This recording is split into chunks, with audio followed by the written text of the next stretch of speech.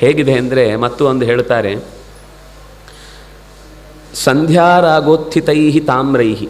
ಸಂಧ್ಯಾ ಅಂದರೆ ಸ್ವಲ್ಪ ಸಂಜೆಯ ಹೊತ್ತು, ಅದರಿಂದ ಸ್ವಲ್ಪ ಆ ಪೂರ್ವದ ಮತ್ತು ಪಶ್ಚಿಮದ ದಿಕ್ಕುಗಳಲ್ಲಿ ಕೆಂಪು ತುಂಬಿಕೊಂಡಿದೆ. ಕೆಂಪು ತುಂಬಿಕೊಂಡಿದೆ, ಮಳೆಯೆಲ್ಲ ಸುರಿದು ಸುರಿದು ಸುರಿದು ಸುರಿದು ಮಧ್ಯದ ಮೋಡಗಳೆಲ್ಲ ಸ್ವಲ್ಪ ಬೆಳ್ಳಗಾಗಿದೆ. ಬುಡ ಕಪ್ಪಗಿದೆ, ಅದರ ಕೊನೆ ಕೆಂಪಗಿದೆ, ಮಧ್ಯದ ಭಾಗ ಬೆಳ್ಳಗಿದೆ.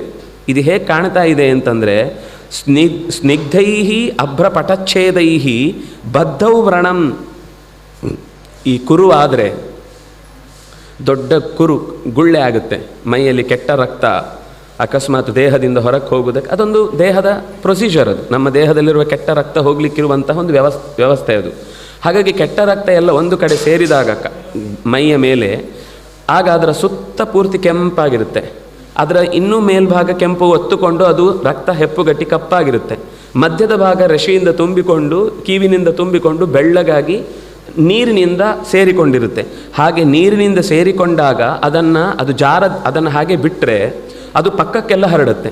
ಅದಕ್ಕೋಸ್ಕರ ಅದಕ್ಕೊಂದು ಕಟ್ಟು ಹಾಕ್ತಾರೆ ಆಯುರ್ವೇದದಲ್ಲಿ. ಆ ಕಟ್ಟು ಹಾಕುವುದನ್ನು, ಅದಕ್ಕೆ ಆ ಶಬ್ದ ಬಳಸಿದ್ದು ಬದ್ಧೌ ವ್ರಣಂ, ವ್ರಣವನ್ನು ಬದ್ಧಗೊಳಿಸಿ. ಅದಕ್ಕೆ ನಮ್ಮಲ್ಲಿ ಏನು ಮಾಡ್ತಾರೆ ಅಂದರೆ, ನಾವು ಗೋಪಿ ಚಂದನವನ್ನು ಹಚ್ಚಿದರೆ ಅದು ಪಕ್ಕಕ್ಕೆ ಸರಿಯದಂತೆ ಆ ಚರ್ಮದ ಭಾಗವನ್ನು ಒತ್ತಿ ಹಿಡಿಯುತ್ತೆ. ಆಗ ಕೀವೆಲ್ಲ ಪಕ್ಕಕ್ಕೆ ಸರಿಯದೆ ಆ ಮಧ್ಯದ ಭಾಗದಿಂದಲೇ ಕೀವು ಹೊರಗೆ ಹೋಗ್ಲಿಕ್ಕೆ ಅದಕ್ಕೆ ಅನುಕೂಲ. ಅದು ಗಟ್ಟಿ ಪೂರ್ತಿ ಒಂದೇ ಸೈಡಿಂದ ಹೊರಗೆ ಬರಲಿ ಅಂತ. ಹಾಗೆ ವ್ರಣವನ್ನು ಕಟ್ಟಿದ ಹಾಗೆ ಆಕಾಶದಲ್ಲಿರುವ ಮೋಡಗಳ ಒಟ್ಟಾಗುವಿಕೆ ಕಾಣಿಸ್ತಾ ಇದೆ ಅಂತ ಹೇಳ್ತಾನೆ.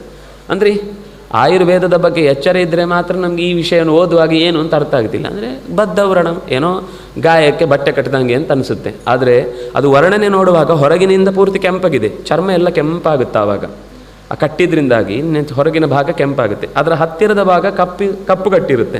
ಆ ಮಧ್ಯದ ಭಾಗ ಖಾಲಿಯಾಗಿದೆ, ಮೋಡ ಸುರಿದು ಸುರಿದು ಸುರಿದು ಅದು ಬೆಳ್ಳಗಿದೆ. ಅದು ಮಧ್ಯದಲ್ಲಿ ನಸೆ ನಸೆಯಾಗಿದೆ, ಯಾಕೆಂದರೆ ಒಳಗಿನಿಂದ ಕೀವಿದೆ.